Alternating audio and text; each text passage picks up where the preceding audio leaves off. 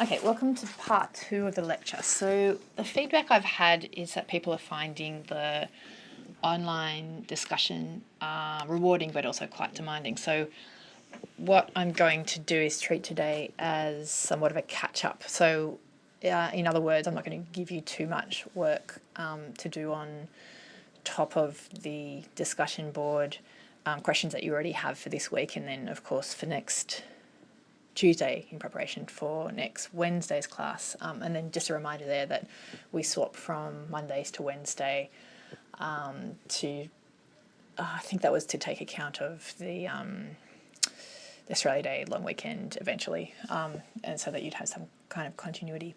Okay, so what I want to do in the second part though is to respond to the posts from last week's discussion group, this week's discussion group, and to lead into next week.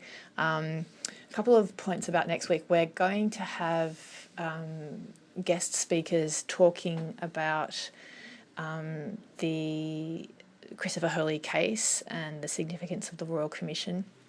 And I'll send a post about that later in the week. But that we're very lucky to have hopefully a lawyer who worked on the case and was involved in the case coming to talk to us as one of the guest speakers. But I just have to confirm that, so I'll get back to you on that. Also next week I just wanted to go through some of the requirements of the essay. So if you can have a look at the essay. I know we looked at it briefly last week, but I just wanted to make a few more comments about that. I'm also hoping to push the due date back just a few days to give you a little bit more room to write that essay. The constraint I'm working with is that marks have to be submitted by a particular date, and if they're not submitted in time, then it affects people in their final subject because it impacts on their graduation. So it's very important that those marks get in on time, but I'm just seeing if there's a little bit of wiggle room for those final essay due dates. Summer semester is always a little bit like this, that we finish classes and then you've got an essay due. So leave that with me and I'll see what I can do. Okay, so what I wanted to do in this session is to refer you and take you through some of the online posts and responses, and this is by way of helping you to develop critical reading skills, critical response skills and writing skills. So when I make critical comments, that's by no means to say that the posts that you have written are not good enough or aren't going to get a good mark, because I can see the work that's going into these posts and you will be rewarded for that hard work. But it's more thinking about everyone's development of their skills, and it helps have these very concrete examples. So we have this great rich archive in this online discussion of ways of thinking and responding and writing, and so I want to give you some particular feedback. So I'll do that in this second part of the lecture, and then I'll also go online and write some responses during this week. So if I don't comment on your posts, that's not a reflection that your post isn't worth commenting on. I'm thinking of good examples to talk through different aspects of writing and thinking. If you haven't had a response either verbally or in writing by the end of this week, if you could just pop me a line, just let me know, because I do want to make sure that everyone gets feedback across the course. Okay, so I just want to lead you through some of the posts. And I encourage and welcome your feedback about my feedback and my interaction with these, either in person or in the forum or over email. And I will send a specific, or I'll post a specific forum for those responses and sort of say something about how we might continue the conversation. But as I said, there'll just be one single post in addition to what you've already done, because I can see the amount of work you've done, and I don't want to overwhelm people too much at this stage. Okay, so the first question and post I wanted to look at is day 2, question 1 in the forum, and Benjamin Chappell's post. So Benjamin starts by saying that Hooper investigates a wide range of societal issues, and then he takes up this question of the culture of violence and its connection with the relationship between Indigenous peoples and police officers. And I think this phrase, the culture of violence, is interesting. In some ways it's also problematic. So when we use this word culture, two things can be said. That in some ways it can be a great term, so to think of the culture of violence as a way to start to open up the question of what causes that culture. So then we might go into questions of history, of racism, of the relationship of past injustice and the stolen generations, and the removal of Aboriginal people from their land, and how that has created ongoing problems with relations between Indigenous people and the police, Indigenous people and non-Indigenous people, poverty, substance abuse, etc., etc., etc. So this word culture can be useful as a point of departure. It can also, and I'm raising this not to discount what Benjamin is saying in this post, but more just to sort of point that this term culture or can also, or has also been criticised because it's like a term such as equality or normality, so terms that appear the same for all people. So in other words, the problem with describing something as having a culture of violence is as though it's two equal groups that just for whatever reason seem to dislike each other, whether that's historical or because of some particular event. So I guess what I'm saying is it's important to be careful with using terms such as culture of violence or culture, even culture of racism, because it in some ways discounts what the racism is doing or where the violence is coming from. So it's a subtle point, but it takes for granted the term that's being attributed to culture.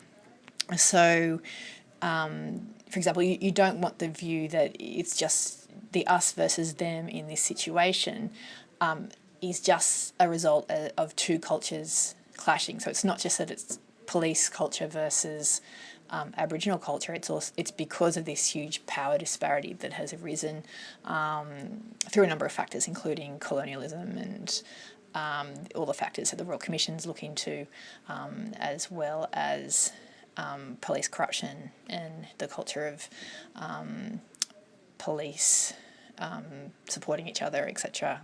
That's covered in the Fitzgerald inquiry. The next post that I want to look at is also day 2, question 1 by Cynthia Vaikuthan. And what I wanted to draw your attention to here is her close reading. So Cynthia says, the portrayal of systemic racial tension and disjunction between the two communities establishes the inability to secure a conviction against Hurley. Hooper illustrates this through her description of the jury for Hurley's trial, who, quote, racist or not, only saw every day the ugly and pathetic signs of chronic dysfunction, dependence and despair, end quote. And then Cynthia says, her, meaning Hooper's use of alliteration and listing, emphasises how the inherent socioeconomic issues that cause violence in Aboriginal communities, such as alcohol abuse, are responsible for the racial tension between the communities.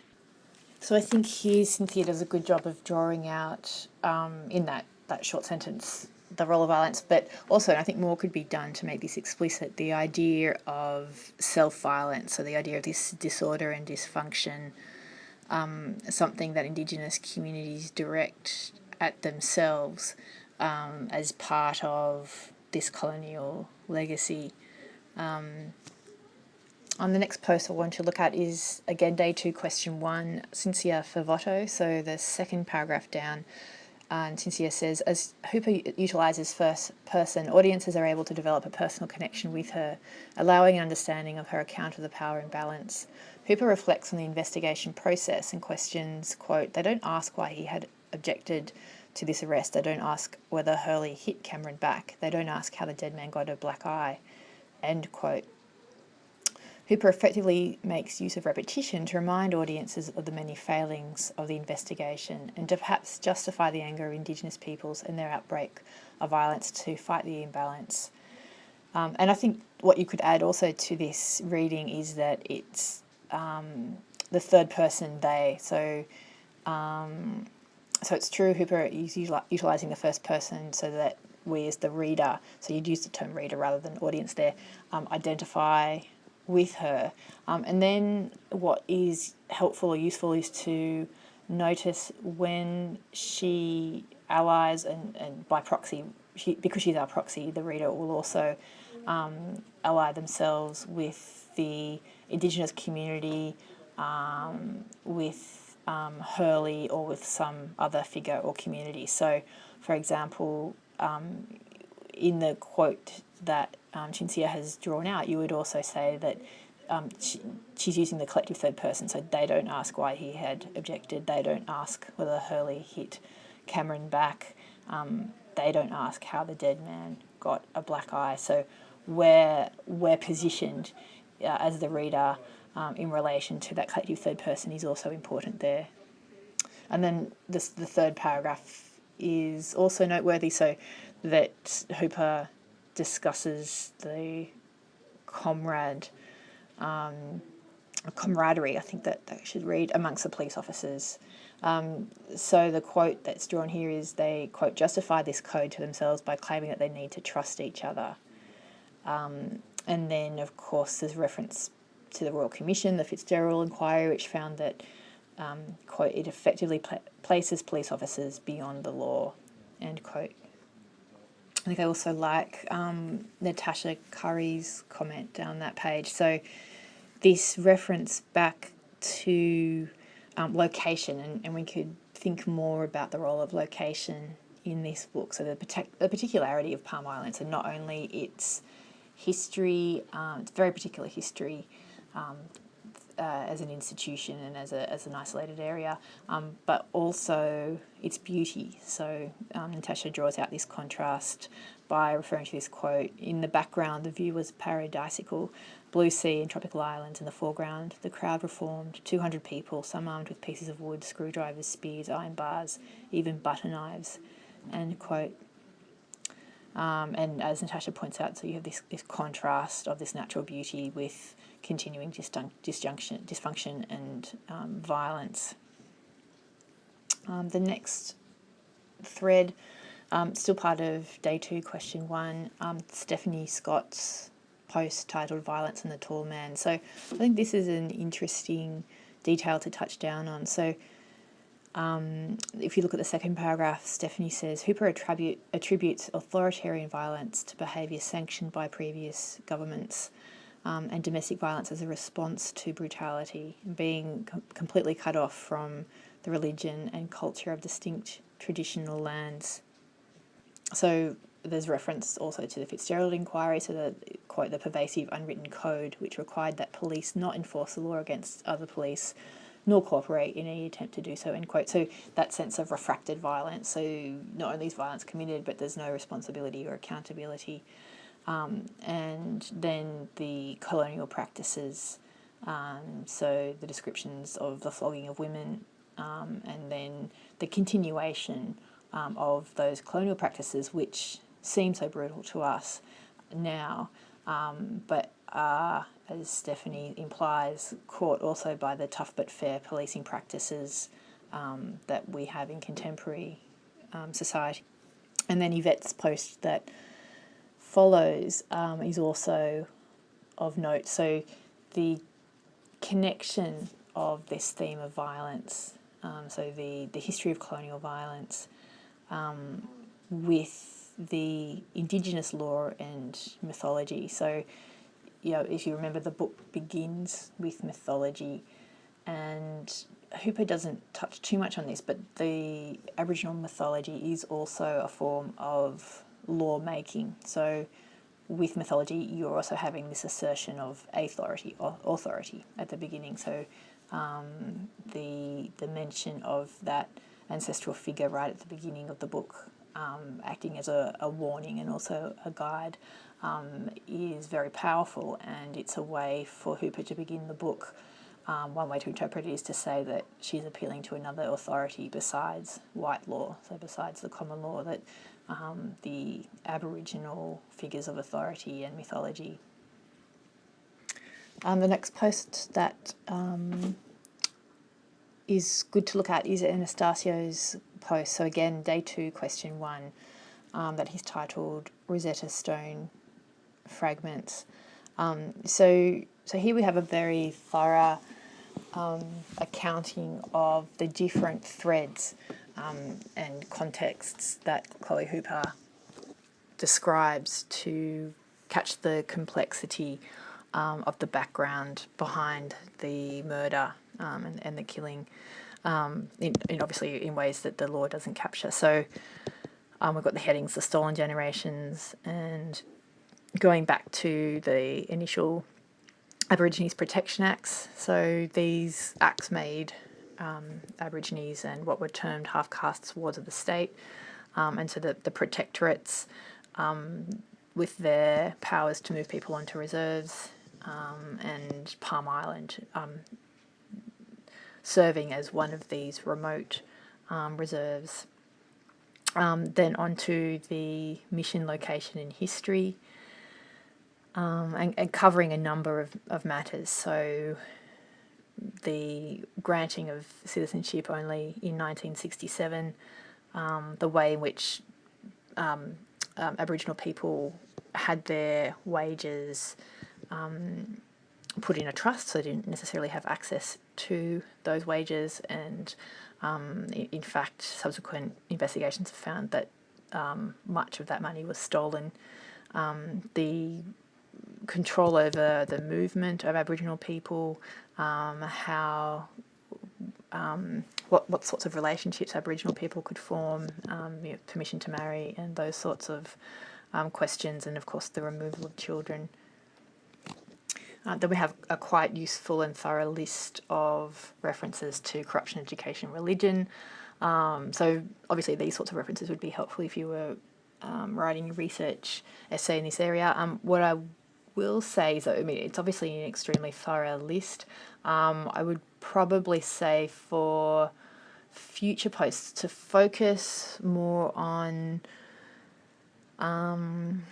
one of these sections. So I think these notes are good for your own reference, especially if you're going to be writing a research area in this, a research essay in this area. But in terms of the purpose of the post, and to delineate evidence of critical thought, it's probably better just to focus on one or two of these and draw them together. But this is a very thorough and well-researched list.